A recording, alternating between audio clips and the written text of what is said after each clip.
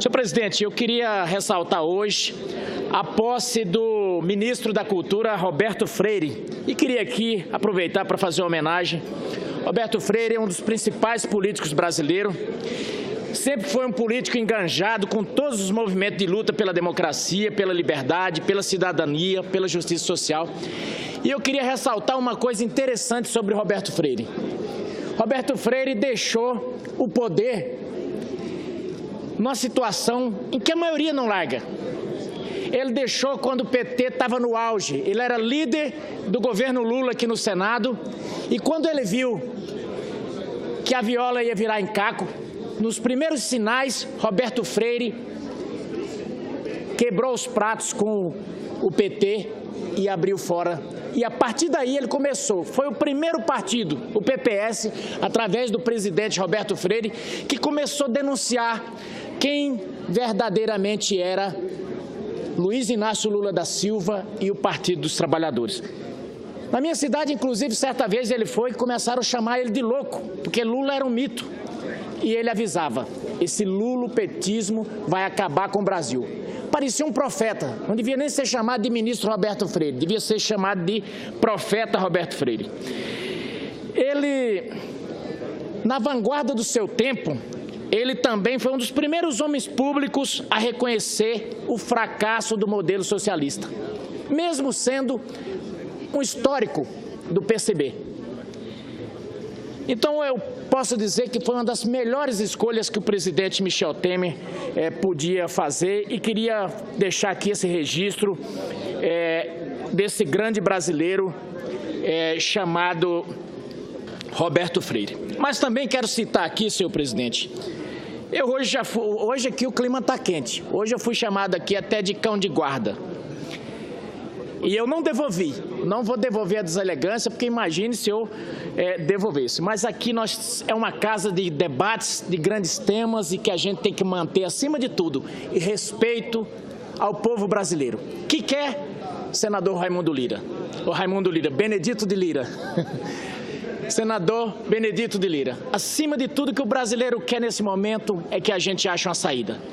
É nas nossas mãos que está a saída para os estados, para os municípios, e o povo brasileiro quer isso. Então, eu sinto que a oposição tem, acima de tudo, feito, sim, provocação. Provocação o tempo inteiro. E mais, está fazendo escola, senador Ataíde. O senhor acredita que na audiência de defesa, na audiência do processo do Lula, os advogados pegaram a mesma tônica da turma da zaga do governo lá na comissão de impeachment? Senador Anastasia ouviu a comissão do impeachment do início ao fim, então ele sabe do que eu estou falando, porque ele era o relator. E o tempo inteiro eles tentavam fazer chicana e choradeira, e se passar por vítima, e criar fatos. Teve um senador que chegou a dizer que aquilo lá era uma conspiração da direita reacionária com o FBI. Pois bem, os advogados do presidente Lula falaram para o Moro, acusaram o Moro de ser agente da CIA.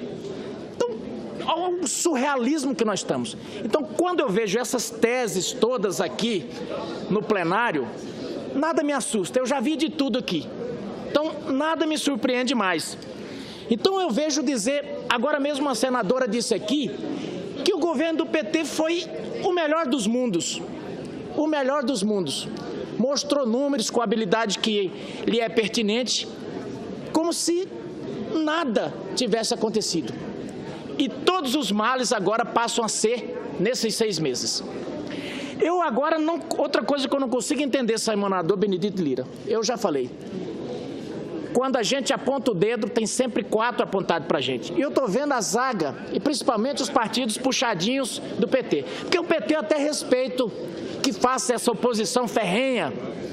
Respeito o senador Lindbergh, respeito a senadora Gleisi, senador Paulo Rocha, senadora Regina, porque são históricos. São históricos e tem que fazer a defesa do partido mesmo. Mas eu não consigo entender os anexos Parece que é uma dependência psicológica,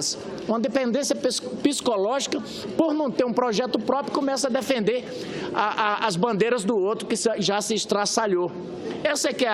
Essa história que eu estou vendo toda hora aqui, de usar o pobre. Eu nunca ouvi falar tanta palavra pobre, senador Benedito de Lira, como está ouvindo aqui. É o pobre como biumbo. E sabe para quê? Para tentar voltar ao poder. Mas eu digo o seguinte, o que eu noto é que não se sustenta isso por causa da incoerência. E que incoerência? É que há 7 meses atrás, a presidente Dilma estava apresentando aqui uma reforma fiscal. E qual era principalmente os dois pilares dessa reforma? Era a reforma da Previdência e o aumento de imposto, o CPMF. E era o entendimento da equipe econômica dela. Agora, nesse momento, eles sobem aqui e dizem que se fizer a reforma da Previdência, vai acabar com os pobres. Mas até ontem era a bandeira do partido, era a bandeira do governo. Agora diz que vai acabar com os pobres. E eu repito, o pobre só tem sido usado como biombo. Na verdade, durante todos os 13 anos, foi com os players, foram com os campeões. Nós perguntamos para o Tombini qual era o critério para que o BNDES fizesse tanto aporte. Falou, a gente escolhia os campeões. E era com os campeões que o PT e o governo do PT se deitou. Não foi na cama dos pobres, não foi na rede dos pobres. Foi lá nas mesas regadas com caviar. E eu não sou contrário a isso, eu não tenho preconceito contra rico. Senador do meu estado, que aqui está nos prestigiando, Oswaldo Sobrinho. Eu sou de uma família que podia ter pobre igual, mas mais pobre não tinha. Mas meu pai ensinou uma coisa, eu nunca tive preconceito contra rico. Nunca tive. Eu espero que todo mundo fique rico, porque pobreza é a pior coisa que tem. Mas o que não dá para entender é essa incoerência. Na hora que chegou ao poder, enxotaram os companheiros de primeira hora e poucos escaparam. Escapou Paulo Rocha, que era companheiro, mas porque se elegeu, e por aí. Mas os outros foram enxotados, e cito aqui a senadora Séries Secharenko, que foi enxotada, tomaram o mandato dela. Mas e foram se regar com Marcelo Odebrecht, com essa turma toda. E por falar em Marcelo Odebrecht, o Armagedon está vindo. Acabo de ler no Twitter que o Armagedon está vindo. Então, a turma que subiu hoje aqui para comemorar a desgraça do Gedel, fique tranquilo, porque vai estar vindo o tsunami aí. Então, eu não consigo entender que todo arrebentado, com telhado de vidro, suba a todo momento aqui na tribuna para falar mal dos outros. Isso tem ficado chato, eu tenho dito, o discurso é tão chato que enche até bola de vidro. É uma coisa terrível. Enquanto a gente podia estar discutindo uns temas maiores, estamos aqui nessa cantilena. E eu falei, cada vez que vinha aqui um senador contar mentira sobre o governo, eu vou também fazer o contraponto e rememorar, porque recordar é viver.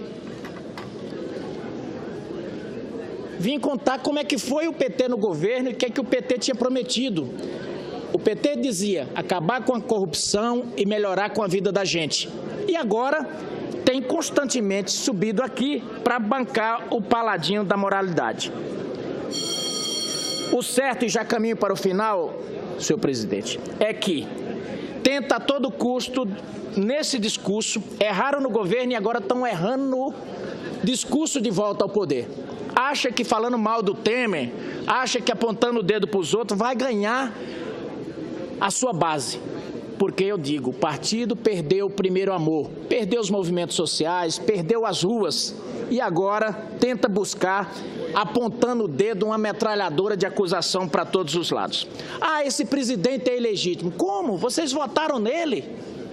Votaram nele. Quem votou na chapa da Dilma votou no Temer.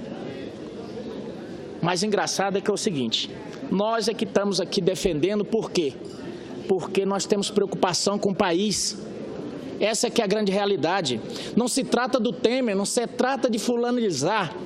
Se trata de que o Brasil está arrebentado e eu fico preocupado é que esse partido que diz amar tantos pobres não está preocupado, porque realmente, em momentos de dificuldade, quem se arrebenta é realmente o pobre. O rico, ele fica protegido da inflação porque ele tem como investir, mas o partido não se condói. Está aí tentando destruir o governo o tempo inteiro. E aí, não foge muito da retórica, porque foram contra Tancredo, foram contra a Constituição, foram contra o Plano Real, todas as bandeiras que era para sair. É muito egoísmo. E aqui não cabe demonizar o partido. Tem gente decente no partido, mas venhamos e convenhamos. Eu sinto aqui, quando alguns senadores sobem, o prazer em falar mal dos outros, o prazer em pregar o caos, em pregar o terrorismo. Isso não se constrói país dessa forma. E é por isso que o partido que outrora cabia numa Kombi e depois passou a ser o maior partido do país, está voltando agora a caber num Fusca. Aqui cabe a nós simplesmente lamentar pela perda de um grande partido e também pelo discurso falso, mentiroso, que o tempo inteiro tenta se pregar aqui. Agora eu digo o seguinte: hoje eu vi aqui pedindo a prisão de um monte de gente, pedindo a queda de outros, então eu vou dar uma de petista aqui. Eu vou pedir para o Sérgio Moro. Doutor Sérgio Moro, se já tem elementos, não vamos fazer acepção de pessoas. A justiça é para todos. Se tem elementos, decrete essa prisão. O povo brasileiro está esperando. Se essa Lava Jato não produzir a prisão do chefe, vai simplesmente perpetuar aquele discurso.